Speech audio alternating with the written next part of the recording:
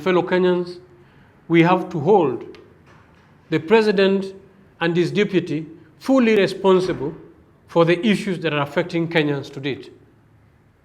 Both of them are in government, and they are holding all the mandates and all the infrastructures that are capable of addressing the issues that are affecting us. Fellow Kenyans, it is very sad that a media house that was just looking for one employee and calling for an interview, just of one employee, ended up with a flood of young Kenyans looking for jobs, desperately. And even if you look at the descriptions and even the pay of that job, you will be so surprised what Kenyans are running for. What have we been rendered to? How low have we been pushed, fellow Kenyans? The unemployment rate is alarming. This government had an opportunity during even the pandemic crisis to put in place measures which could have protected jobs. In return, they opted to please the corporate friends whom they appointed at the COVID committee. They opted to please their own relatives, who they gave tenders, and decided to fleece Kenyans on relief that would have relieved hard-working Kenyans, and Kenyans would be back in their jobs. Some companies which have really tried to hold tight on their employees were forced to shamelessly send their employees home at the full glare of this government. And all that this government can do is continue with their own interest, continue with wrong priorities, continue with pandemics that have also been issues that are affecting us. Kenyans have died of hunger more than those who have died of COVID. Kenyans have been divided even to a point that right now you are wondering how sincere and honest these politicians are. You find the vice president stuck with the president saying that they're together. And in the night or in the dark, there he is dividing others, telling them that we are not with the government. We've seen the unnecessary deaths that were occurring recently even in Murang'a. And with impunity and insensitivity to even current health situation, we've seen even their own close allies, people who are hosting them,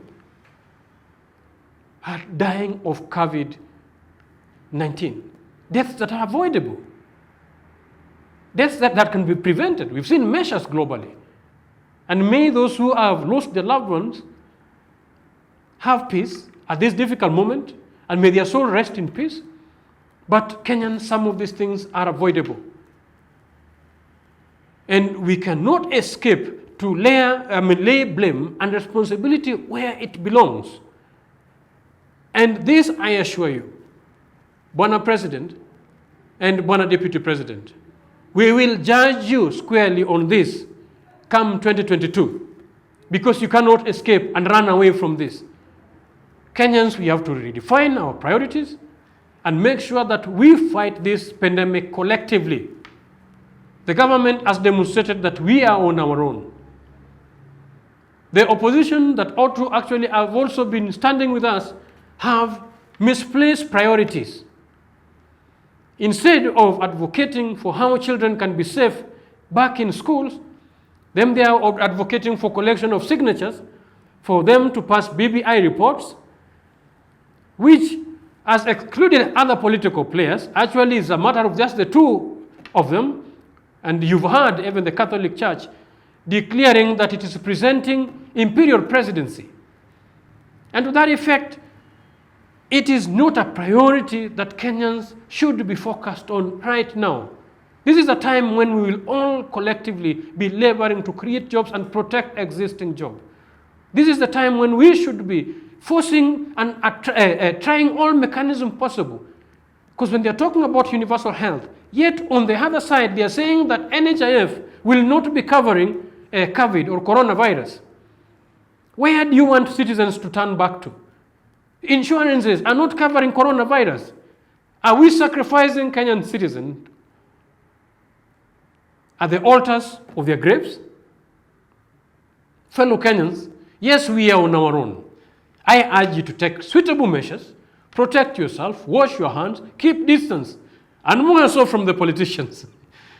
Keep distance, wear your masks, take the essential health services are necessary, and as we fight individually, having been left alone, let's determine our future and meet these people come 2022 and show them that the future of Kenya does not lie in their hands, but lies in the citizens of Kenya. May God bless you and may God bless Kenya.